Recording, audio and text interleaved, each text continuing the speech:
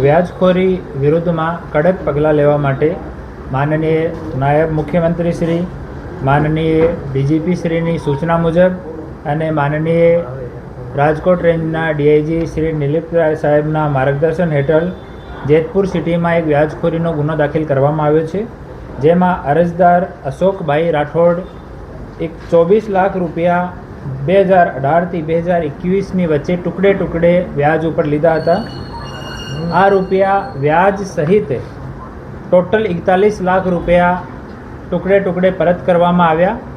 તેમ છતાં આરોપી એને જાનથી મારવાની ધમકી આપી, એનાથી ઓર પૈસા એક્સટોર્શન કરવાની, એની દીકરી અને ભાણી વિષયમાં બહુ અભદ્ર મેસેજ કરવામાં આવ્યા કે તમે પૈસા નહીં ચૂકવી શકતા તો હું તમારી દીકરી સાથે, તમારી ભાણી સાથે એમ કરી નાખીશ. આ સૂચના ઉપર જેતપુર સિટી પોલીસ સ્ટેશનમાં બીએનએસ અને નાણાં ધીરધાર અધિનિયમ મુજબ ગુનો દાખલ કરવામાં આવ્યો છે અને આરોપી જયેશભાઈ દિનકરભાઈ ભૂત રહેવાસી જેતપુરને ડિટેન કરીને આગળની કાર્યવાહી ચાલુ કરવામાં આવી છે. આને અટક કર્યા પછી આરોપીને ત્યાં પ્રોસિજર મુજબ પંચનામો કરવામાં આવ્યો, જેમાં ફરિયાદીના 10 જેટલા ચેક પણ ત્યાંથી રિકવર થયા છે, જેમાં ટોટલ અમાઉન્ટ 35 લાખ રૂપિયા ભરાયેલો છે. આ આરોપીને ડિટેન કરીને હાલ આગળની કાર્યવાહી ચાલુ છે.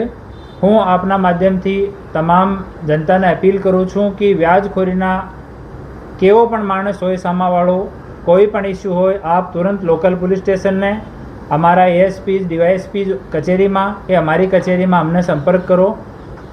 નિશ્ચિત રૂપથી અમે લોકો આપની મદદ કરવાના છીએ. 2016માં રાજકોટ ગ્રામ્ય જિલ્લામાં વ્યાજખોરીના 57 ગુના દાખલ થયા છે, જેમાં 115 જેટલા આરોપીઓ વિરુદ્ધમાં કડક કાર્યવાહી કરવામાં આવી છે. તો આ વ્યાજખોરોથી કોઈ ડરવાની કંઈ જરૂર નથી. કોઈ પણ વ્યાજખોર જિલ્લામાં કોઈ પણ નાગરિકને પરેશાન કરે તો તુરંત આપ પોલીસનો સંપર્ક કરો. આભાર.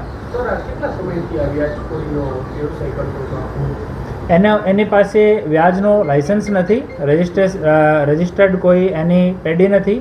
આ માણસને વ્યાજ ઉપર પૈસા આપ્યા ને એનાથી એક્સટોર્શન કરતો હતો. બીજા કોઈ લોકો એની હાલ તપાસ ચાલુ છે અને ઘરની સર્ચ કરવામાં આ જો આપનો અરજદાર છે એના 10 ચેક મળ્યા છે.